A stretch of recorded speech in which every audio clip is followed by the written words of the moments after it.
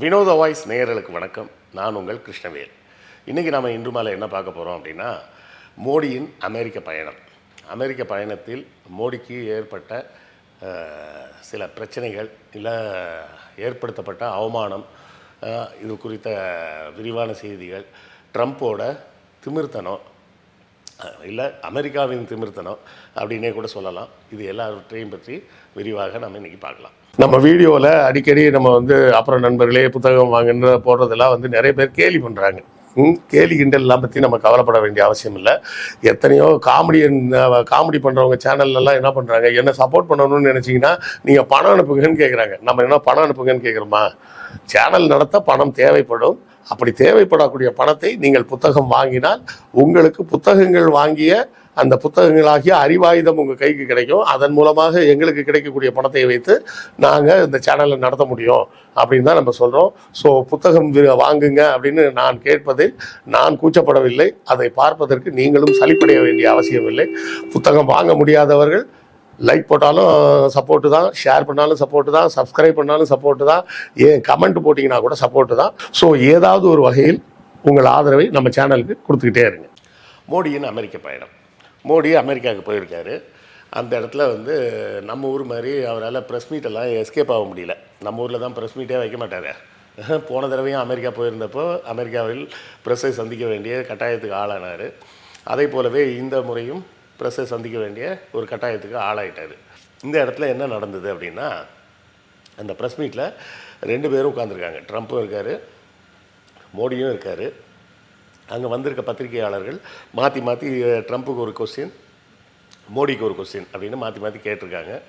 இதில் ஒரு கேள்வி மோடிக்காக கேட்கப்பட்ட கேள்வி அப்படின்னு சொல்லாமலேயே கேட்கப்பட்டதனால அவர் கவனிக்கலைன்றதை விட முக்கியமான விஷயம் என்னென்னா, அந்த மொழிபெயர்ப்பாளர்கள் மூடிட்டு பேசாமல் இருந்திருக்கிறாங்க. அதுதான் எனக்கு எரிச்சல்.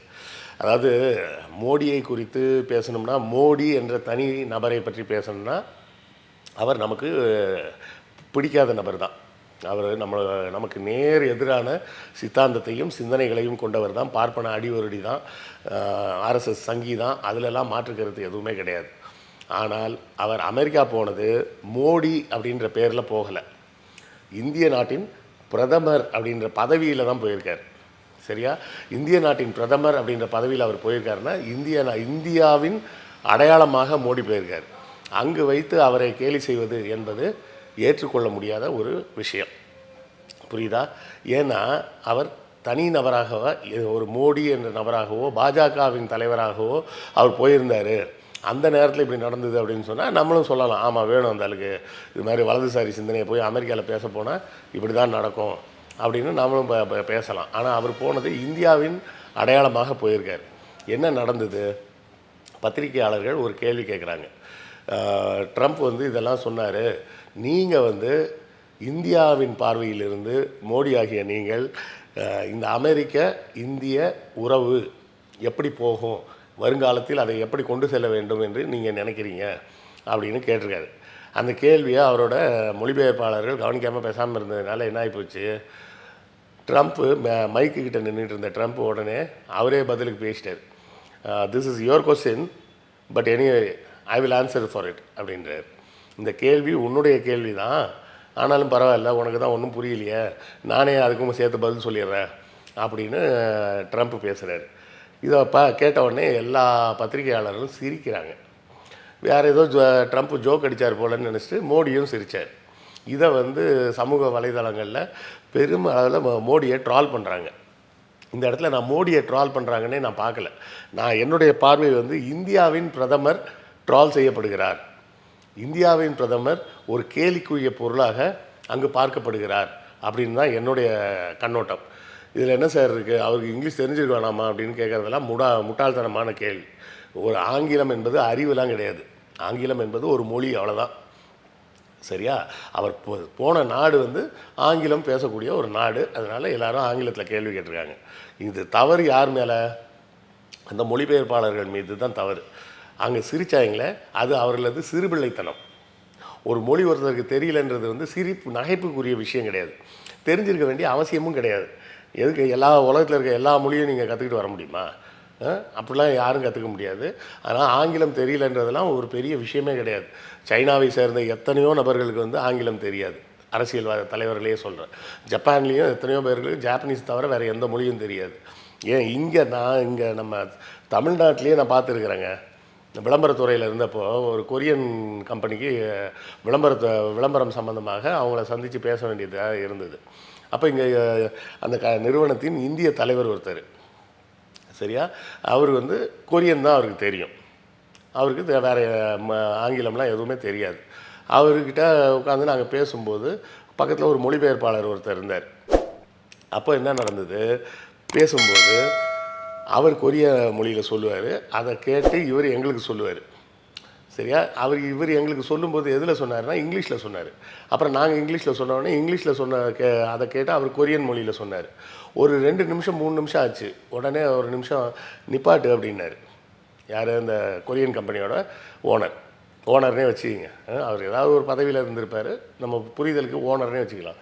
அவர் என்ன சொன்னார், நிப்பாட்டுன்னார். இந்த ஆளை நிப்பாட்டுன்னு சொல்லிவிட்டு அவர் கேட்ட கேள்வி என்ன தெரியுமா, எனக்கு கொரியன் தான் தெரியும், அதனால் நான் கொரியாவில் பேசுகிறேன்,